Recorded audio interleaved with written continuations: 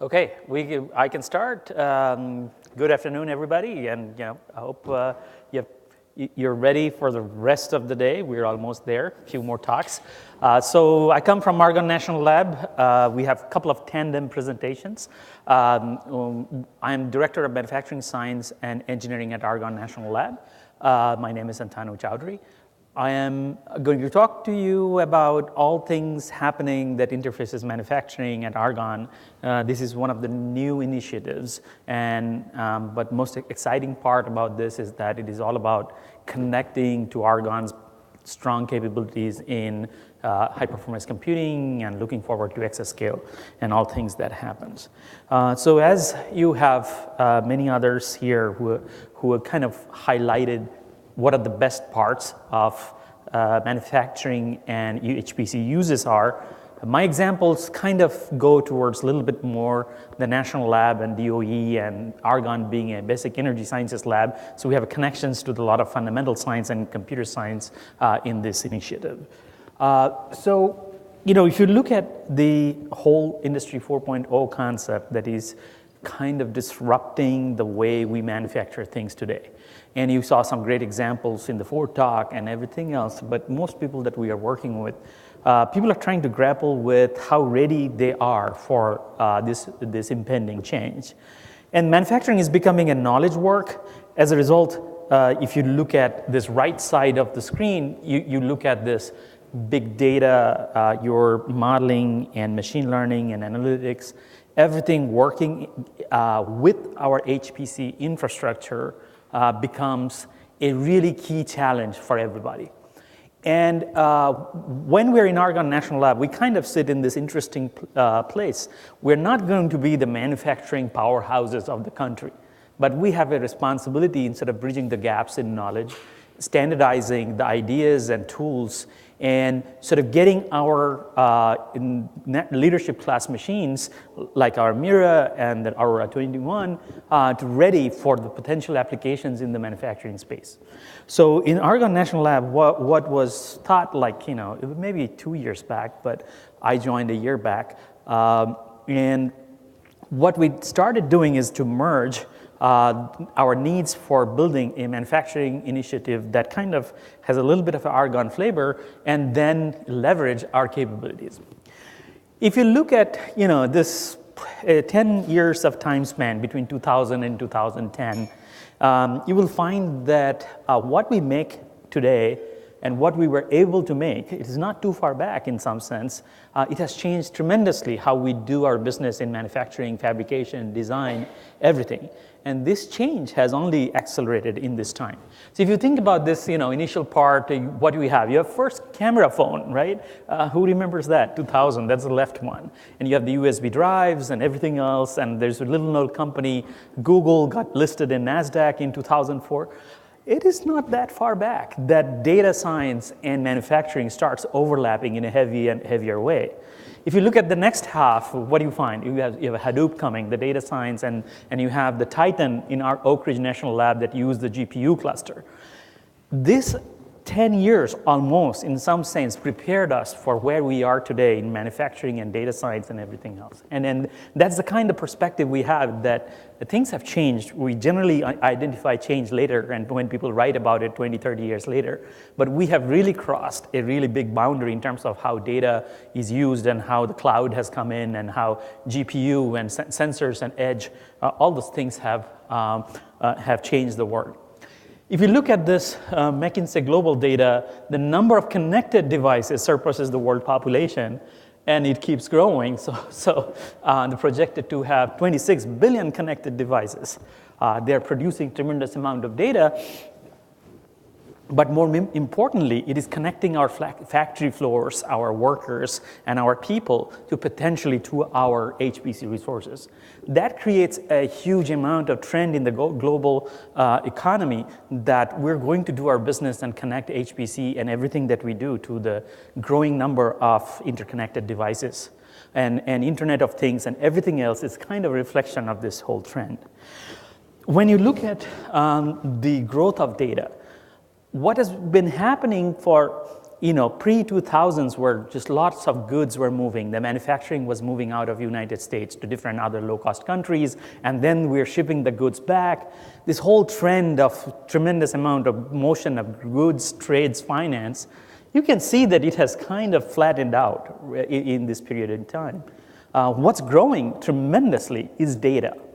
So I would say that the way manufacturing of the future is going to be, it is going to be moving the data from people who know how to make things and people who will be making things, and it will be completely decentralized and customized. And that is the trend in manufacturing where we see our role in manufacturing, in sort of understanding where we play and where our HPC systems play in this. If you look at Argonne National Lab, you guys know we have a bunch of capabilities, big X-ray rings. We have the big computers with the materials characterization, nanomaterials, high-performance computing. So when we launched this lab-wide initiatives, it's one of the 5 initiatives, and one of them is EXASCALE and advanced computing. The other things are, Universe as a lab. But manufacturing initiative, one of the 5, we saw that we have this great capability. We develop advanced materials and advanced computing together. So the version of advanced manufacturing where Argonne is going is trying to connect these capabilities into create a science-based approach for predicting how to manufacture something. And this includes predicting how to manufacture, how to integrate devices, and looking at the science and the engineering basics of this and coupling computation with this part. So it's kind of connecting the capabilities. We can sort of build it up in sort of 3 columns from left to right. Currently, Argonne National Lab, maybe I would say 60% of it is devoted to a very much science-based studies, like a lot of fundamental science work, material science work, chemistry.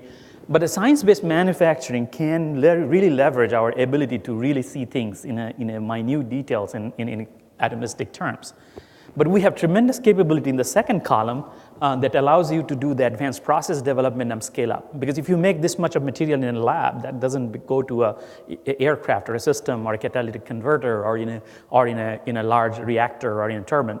You need to be able to scale up. But the process of scale up is the most expensive thing. That's what industry struggles with. That's why our technology does not transition straight to a manufacturer, because you have a huge de-risking to do. That's where we have the capability to be predictive about how to make things. And that's where you need, in my opinion, a lot of computing power. And I think there is a consensus that lots of modeling and machine learning are going to be able to make us do this, do the predict, validate, learn and decide, and build, and follow this kind of path of thinking to look at being predictive and be efficient in use of energy, materials, resources, and also improve our national competitiveness. So that's kind of where we see our space for a national lab like Argonne. Now, if you look at the computational analogs of these 3 boxes, right? So it's science-based manufacturing that has a lot of material science in it, advanced process development and scale up, and materials integration and device fabrication. You have different flavors of computing that already Argonne has a very strong sense. We have multiscale links in materials and chemistry that can look at materials design, integrated computational materials engineering, connecting the material selection to design parts. In between for process, we have tremendous amount of CFD expertise, data science, machine learning, optimization, and on the right, this computing size keeps exploding. As in the previous GE talk, David talked about the whole idea of a digital twin. The twin gets very complex because it becomes a multiphysics model with a coupled models of the thermal mechanics and chemistry and everything happening together.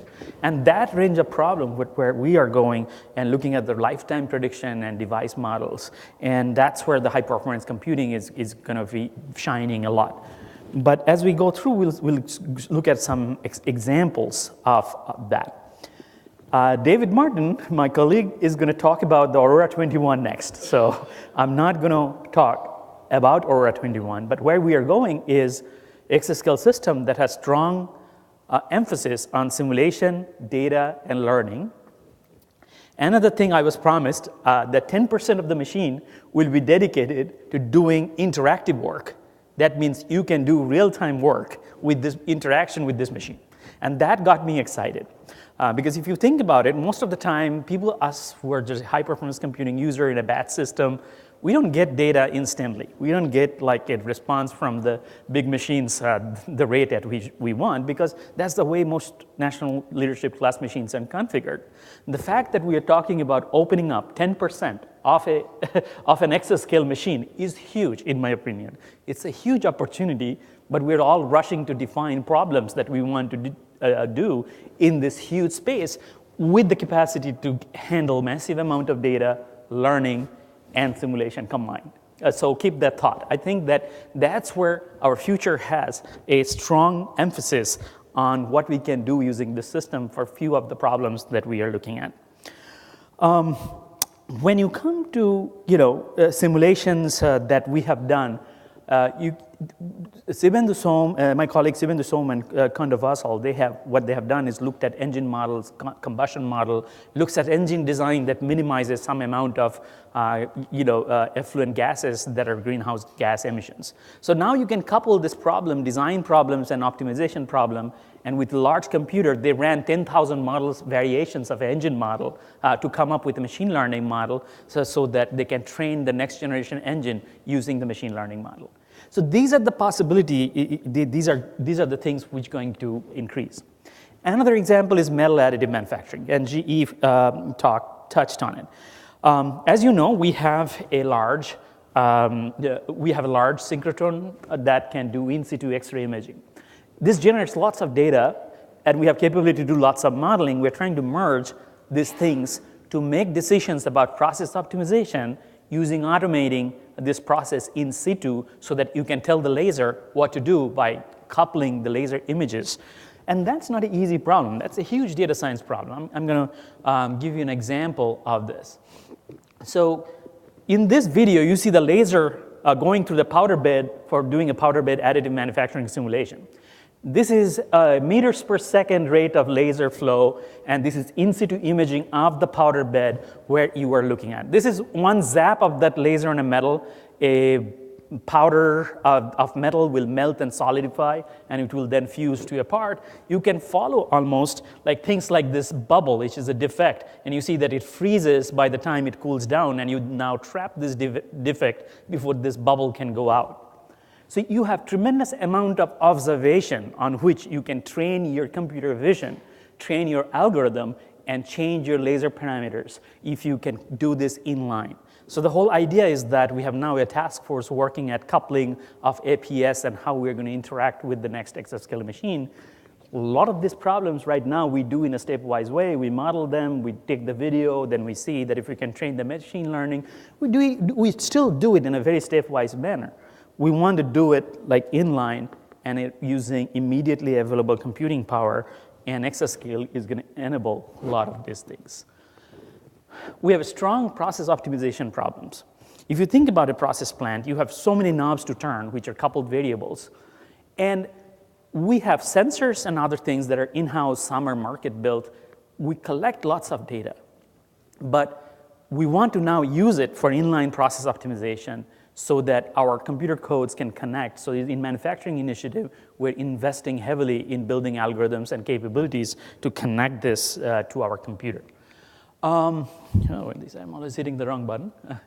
So if you look at these common themes in manufacturing, what we can do in manufacturing using computational problem is very similar to what industry wants, but in terms of maturity of this technology, we are looking into efficiency of these processes, how to get these algorithms to work, and work with a large amount of data, and work with the computing systems that we have. We are seeking to improve design, decision, and control. That's our first role. We want to have a variety of levels of forward modeling maturity, look at the fidelity, look at, of course, UQ and other things, and associated computational expense. We want to have competing goals with the constraints and look at the uncertainty on many levels, that how our models are doing and how predictive they are. And through this iterative process, we should be able to, generating objectives, constraints, and scenarios with stakeholders in the loop. And I think that this is where we can interface with industry really well, because industry has real optimization functions in mind. We do not really fully understand what's the cost in getting a model from point A to B, from getting a product from mature from one level to another. So here we are really excited to integrate industry with different fundamental development in algorithms and other softwares that are getting ready for the EXASCALE system so that we can move this process forward and integrate workflows for specific applied problems. We have already worked with multiple partners who are in manufacturing domain in many ways. And we are looking for strategic partnerships and defining problems so that we can work with DOE to promote the cause of manufacturing. And this is why this is a perfect forum. When David told me that this is the forum we're talking about, I said that I would be happy to come over and pitch that we need your help to making the case to DOE that we need this. A national class machine with EXASCALE capability with 10% of the power that is available to interact and doing real-time optimization, that is a dream scenario that has not been realized because of this complexity and the size of the problem. You can only do small problems, and that doesn't really make people excited. We can really do large problems, and that would be the exciting part. So we are definitely welcoming others, and we are talking with a group of people, and we're happy to have talks. The other part is that, yes, I mean, the big vendors are really interested in it. But, we are a DOE national lab. We have to help our little companies. This is what I call the democratization of HPC in manufacturing. Our national competitiveness depends on the quality of product we design. And everybody may have many manpowers to do many iterations, but we have the computers to test different design optimizations and optimize the materials at the same time to come up with a better product. That is the only way to outcompete is to have a better design force for the manufacturing and using HPC. So what I call is a jet engine to paperclip problem. So if you can get HPC down to the paperclip, it's fantastic. By the way, I give this problem to my students in the university and to design a better paperclip than that version, right? So they come up with very interesting designs, but that's the other story. But you can change the design of a paperclip and make a better paperclip if you want to use HPC. So it can be done. So Argonne's plan is to goal-oriented design, decision, and control. And, and the problems comes from you, and we have the capability. David is going to talk about a lot of things in EXASCALE. That's exciting things going to happen. And we have the leadership in chemistry, materials, and data analytics. And this is an example of a problem where we worked with Ford and Boeing Company looking at multi-scale models for manufacturing systems. These are really tough problems. So this is a rotary bale atomizer that does the spray pending in Ford's plant, right, really close to this place. And also does it in the Puget Sound in Seattle area where aircraft hangars. So Ford and Boeing had a great partnership, and we worked with them. And if you look at this paint space pattern, it's very hard to do a fidelity of the model where you also look at this large amount of paint and robotics and optimization of the robotics path with a model that has the fidelity. So this is a proper exascale problem. But we can only use the sub-petascale systems at a time to solve this problem. But what we have done is that in this whole paint ring that is getting painted here in a 3D simulation and you have many of these droplets coming and flowing that. So what we have done is that we have collected all the information near the surface and do the last part of it in a fully parallel and coupled way in sending many of this job, 20,000 of these jobs to represent that one paint ring. But now that's a demonstration problem, we did it. But the question is, can you do this on a regular basis for optimizing and training your robot? Once you have figured out how to paint an automobile or some aircraft without the orange peel and the wavy paints, that process is very painstaking. I didn't realize that the robots are not easy to train. Humans are a lot easier to train. Robots take time to understand how to paint aircrafts. But we do it manually. We do it by panels after panels of mistakes and looking at the paints and observing them and say that, nope, it does not look like, let's change those things. We want to do this in line in a manufacturing system in a factory. As the automobiles and every product is getting custom, you have to train things in a custom way in order to finish them with efficiency. You cannot wait for low-cost items years of time to optimize your painting process. So One other thing is this process parameter optimization via multiphysics mesoscale simulation. This is another problem that we do at a sub-petascale level, but exascale needs are huge.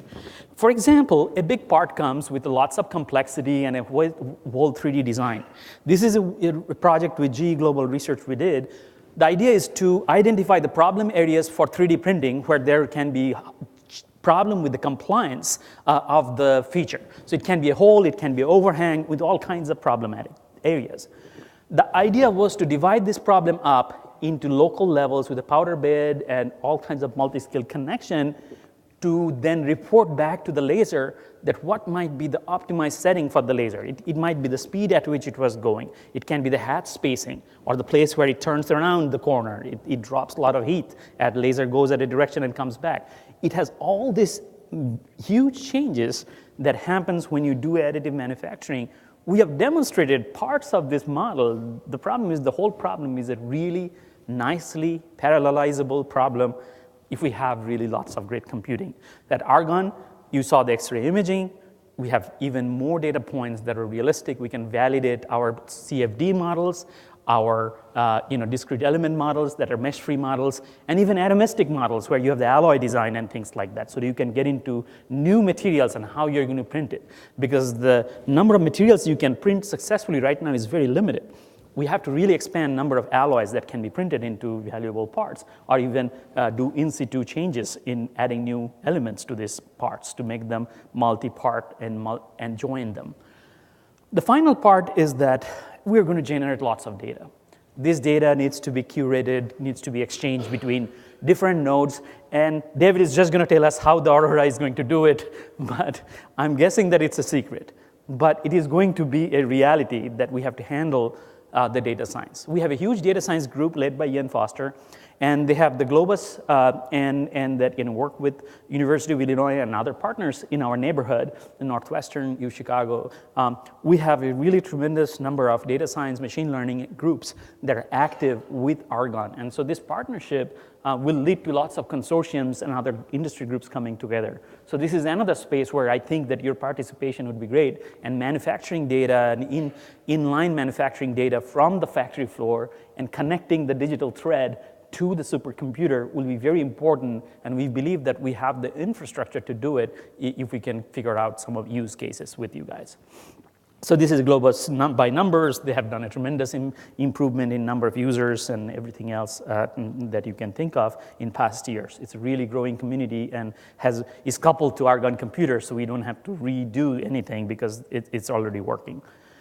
The other thing we have is digital materials infrastructure. This is the integrated computational materials engineering that you hear about. This is all the databases, things that you have and things you may not have that you may need to calculate back. So we have really collected in this project all the data that is publicly available in this materials data facility with the NIST project. And we just launched another project with my group and collaborators in MIT and NIST, is another project where materials testing data has been a big bottleneck. You have some data from 1968, some data from 1981, and you are using all this as if all this data were collected using same error bars with same instruments with the same kind of background. So in modeling, we use lots of materials data which comes from somewhere. So we're trying to do a high throughput materials testing facility, and MIT fabrication guys are fabricating those machines, and we're connecting Argonne computers to do calculations using materials property calculated in situ. So we're using this, and there's a DL hub, which is a machine learning algorithms that exist already in this. So we're connecting the labs and materials testing labs to our simulation models so that our simulation data comes from a single set of sources where we have a control over the errors and the experimental conditions. And we're trying to really change the way materials testing is done, and that's a great collaboration. The last point is that Argonne cannot bring the HPC. It's a Mohammedan mountain problem.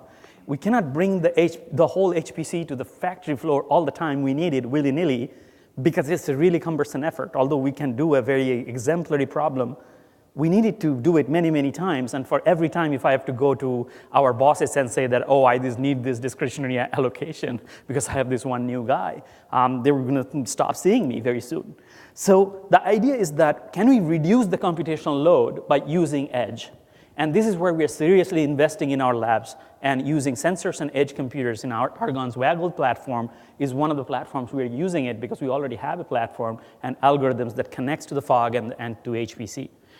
And we are connecting that to manufacturing system that will be there in our manufacturing demonstration facility. So overall, you know our capabilities. We have a big extra source. We have some great ways of looking inside materials. We have a large computer, Mira, and David is going to talk about Aurora.